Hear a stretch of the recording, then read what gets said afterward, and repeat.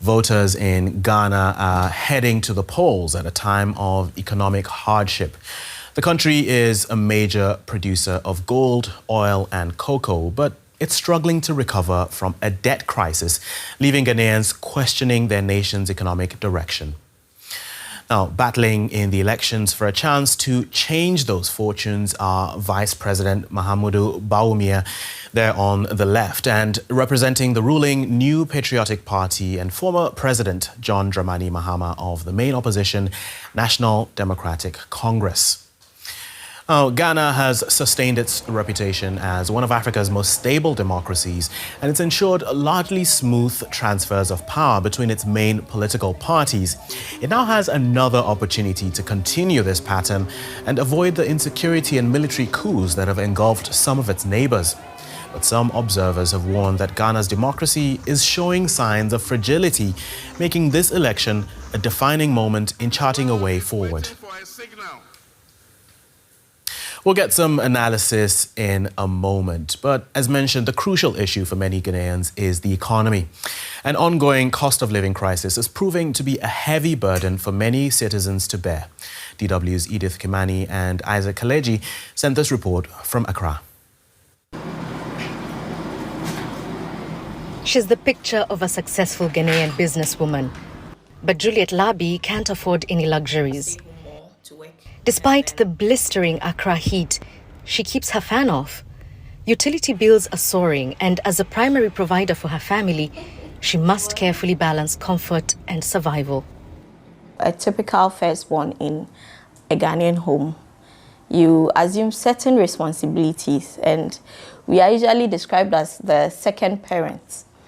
Aside employees, you would have siblings if you have any to take care of. So I have my mother, I have my other siblings that I need to support. Today, Juliet works from home to reduce fuel expenses. Like many in Ghana's middle class, her disposable income has shrunk. I've made a lot of sacrifices whereby I need to buy myself a pair of shoes. I need to buy myself maybe a car to boost my business, to do something. But at the moment, you can't do that. So I may have to use my personal car to run my business, run my personal life. Across Ghana, families are struggling. High inflation, currency depreciation, and mounting national debt have tightened the grip on middle-income households, pushing more people into poverty. As the country heads into its next elections, top presidential candidates John Mahama and Mahamudu Bawumia each claim they have the solutions to fix the economy, the top concern among voters here. Living conditions have been harsh these days. Even if you work hard, what you earn as income can't sustain you long. It is a struggle. I'm just helpless. Young people aren't getting jobs these days, so it's very tough. They're now even resorting to stealing to survive under the current economic conditions. And many businesses are barely surviving, like Juliet's cereal factory. She tells me supply costs keep rising. Her workers also face higher bills at home, but Juliet can't afford to raise their pay. Instead, she sometimes offers free food to take home. Juliet's mother, Grace, works the corn mill. She's here to help her daughter out, but she doesn't really have a choice. Her farm in rural Ghana no longer produces an income she can live on. Without my daughter, things would be tough.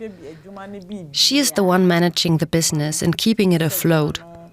I earn my income from this business, so without my daughter, who's always pushing hard to keep us in business, it would be difficult for me and other workers.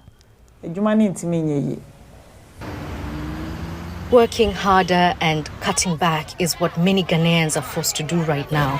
But there's a limit to what's humanly possible. Prince Sechere is a father of two. He juggles 2 jobs, waiting tables full-time while working as a mixologist on the side. With no days off, the exhaustion is wearing him down, but his worries go beyond his personal well-being. Prince fears for Ghana's future. When people complete schools and they don't have jobs to do, we have nurses who are in the house, we have teachers who are in the house. and there are no jobs for them. So they'll go elsewhere, make sure they make a living for themselves. And if all your good ones are leaving you, then you become a desert. Have you had this idea of leaving the country, perhaps? Plenty times. As I'm talking to you, if I had any opportunity to travel to any Europe country, I will move quick. So the things that Prince has reflected on resonate with what I've heard since I've been here in Accra, that there are simply no opportunities. And even for those who are highly educated, they lament that their skills are simply mismatched for what the job market needs. And so the question about the economy is it just the external pressures that are creating this problem, or is it a problem of poor management? Economic analyst Abdul Ahmed certainly thinks so. Solve the numerous problems that we have. Of course, mismanagement is part of it. Corruption is part of it. Lack of foresight of the leadership is another. Lack of long-term planning is also another. Excessive political partisanship is a serious concern for us. And of course, the general fragility of the national economy which has been fragile since independence. Are you hopeful that the leaders who take over the next government are going to do anything for the economy? I doubt, except that you can have some who can perform relatively better than the others. But with all honesty, I can tell you that we don't have transformational leadership now. Juliet and her mother, like many in Ghana's middle class struggling to hold on, are hoping for change. To them, the choice of who to elect is more than political. It's about personal survival. Let's get more from Ghana right now. We've got Christiana Sweety Aborchie, who's a journalist with Joy TV News channel in Accra. Good to have you with us, Christiana. We've just seen in our report how the economy is affecting people. How much will this hardship influence the way people vote? This would influence the way people vote hugely. There's a lot of enthusiasm around Galamsey, around the economy, around power crisis issues and others. But specifically on the economy, we cannot talk about it without the indicators. Currently, inflation is high. Unemployment rate is high. Recent Afrobarometer report says that most Ghanaians who are between the ages of 18 and 34 do not have any employment or are not in any skilled jobs, and so on and so forth. Now, going into this election, most Ghanaians want to know how the next government will alleviate their pains because of the economic woes that we are facing. Currently, the country is in debt, nearly or over 700 billion Ghana cedis in debt. So there's so many things happening right now. Right. And what you could have bought in a market 2-3 years ago with 100 Ghana cedis, which is like $100, is about half what you can get right now with the same amount of money. The hike in food prices, it appears as if nothing really is working. Meanwhile, the ruling New Patriotic Party are telling us that we are on the path of recovery. And for most people, we are saying that it's not reflecting in our pockets, though. Right. You've mentioned a lot of these issues, Galamsey, which is the problem of illegal or unlicensed mining and how that's affecting people and how that's affecting water supply. You've mentioned electricity. I mean, at the moment now you're having a problem with a power blackout where you are. There's, of course, the day-to-day issues, the cost of food and all of that. How are these candidates promising to tackle the issue? Well, in their manifestos, they've made lots of promises, but with the past 3-4 weeks in the lead up to the December 7th elections, we've seen that most of these presidential candidates are making more and more promises that are not in their manifestos. For example, the current administration is preaching that doomsday is over and that they fixed the power crisis, which was a huge factor for which reason Ghanaians booted out the former President John Dramani Mahama. But as you can see, we're just about to get on this interview and my lights went out. It's something that's been happening, intermittent power outages and the rest. But about Galamsey specifically, Ghana Water Company is no longer able to produce 70%, which was already a deficit because of illegal mining activities in the forest reserves and in our water bodies. They don't have the systems or the facilities to remove heavy metals from the water. We don't do reverse osmosis. And so the water running through our taps right now, our water, contains heavy metals that cannot be removed easily.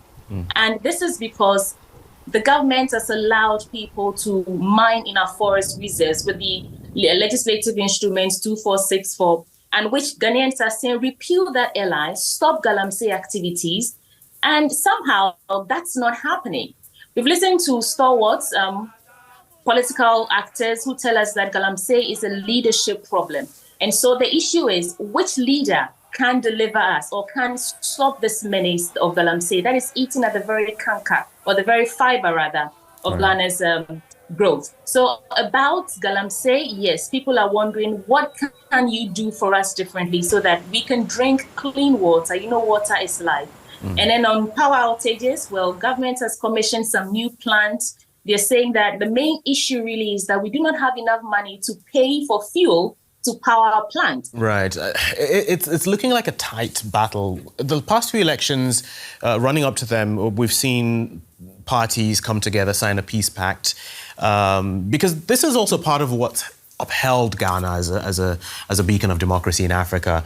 But somehow that wasn't exactly smooth this time. Why was that an issue? Why were the parties sort of reluctant to come together and commit to this peace agreement?